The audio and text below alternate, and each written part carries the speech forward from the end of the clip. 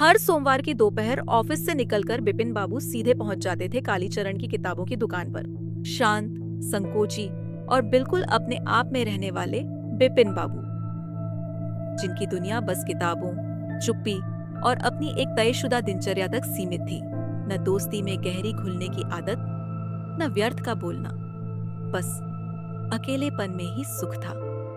लेकिन उस सोमवार एक साया उनकी स्थिर दुनिया में हलचल मचाने आया। किताबों की अलमारियों के बीच एक अपरिचित आकर रुकता है, मुस्कुराकर कहता है, अरे बिपिन बाबू, भूल गए मुझे? 1958 में रांची में तो हम मिले थे। आप गलत हैं। मैं रांची कभी गया ही नहीं।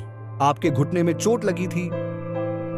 हाँ, हुदरू फॉल्स पर फिसले थे और आपकी दाहिनी हथेली पर कट का निशान। वे बेचैन हो उठे। क्या वाकई ये बातें सच हैं? कहीं वाकई कुछ भूल गए हों? मन की भ्रम भुलैया से बाहर निकलने के लिए बिपिन बाबू गंगा किनारे गाड़ी लेकर ड्राइव पर चल दिए। पर परिमल का चेहरा, उसकी बातें बार बार जहन में कौंध रही थीं। घर लौटकर बिपिन बाबू ने पुरानी डायरी खोली। उन दिनों की यादें, टिकट के टुकड़े, चिट्ठियां, सब खंगाल डाला। अगले दिन ऑफिस में बिपिन बाबू ने दिनेश मुखर्जी से पूछा, जिसका नाम भी परिमल ने रांची यात्रा के साथी के तौर पर लिया था। अरे हाँ, रांची तो हम दोनों गए थे। वहाँ का हिताली होटल, हुदरू फॉल्स, सब याद है? अब बिपिन बाबू की सांसें फूली। क्या सचमुच उनकी याददाश्त जा रही है? शाम को एक पुराना परिचित, चुन्नी लाल, मुलाकात करने आता है। नौकरी की सिफारिश चाहता था। बिपिन बाबू ने कन्नी काटी, पर दिमाग में बिजली सी कौंधी। क्यों न चुन्नी लाल से ही रांची का सच पूछ लिया जाए। बताऊं कैसे भूले होंगे आप? फाइलन होटल में तो हम खूब हंसे थे। अब तो बिपिन बाबू का आत्मविश्वास डगमगाने लगा। उन्होंने डॉक्टर चंदा से सलाह ली।